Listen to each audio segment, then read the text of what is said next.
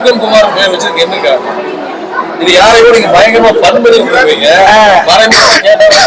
புல்குமார் எந்த ஊர்ல இருந்து வந்திருக்காரு?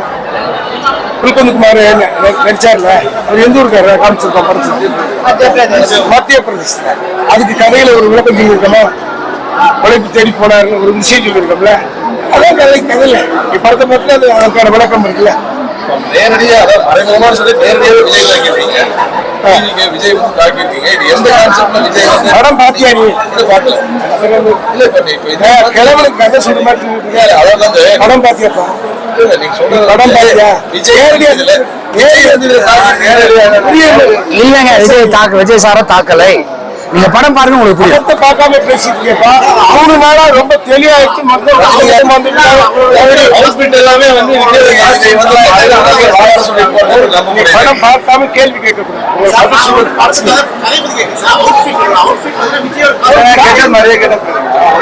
ஒரு கெட்ட மட்டும் இல்ல, நிறைய கெட்ட பேர். அது சும்மா ஒரு விதிக்காக போட்டதுங்க, வேற பண்ணுப்பா.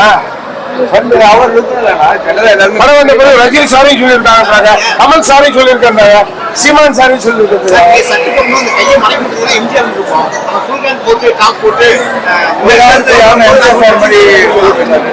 அப்படியே ஒரு சீன் இருக்கு, அப்படியே ஒரு சீன் இருக்கு. அடிச்சு விட்டு ரொம்ப ஏற்றிட்டாங்கப்பா. லாஸ்ட் 3 days சீனு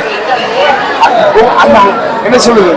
டிவில சொல்றாங்க, இந்த படத்தை பத்தி யாரும் பேசக்கூடாது, எங்க சம்பந்தப்பட்ட படமே கிடையாது. இந்த படத்தின் மூலமா ஒரு ஓட்டு அதிகமா வராது, இந்த படத்தின் மூலமா ஒரு ஓட்டு கம்மியா வராது. இது யூத்தல் பப்ளிக்கான விஷயங்கள் சொல்லியிருக்கு.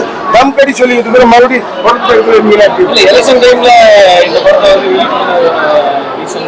நாங்க ரிலீஸ் பண்ணிருக்கோம், ப்ரொடியூசர் ரிலீஸ் பண்ணியிருக்காரு.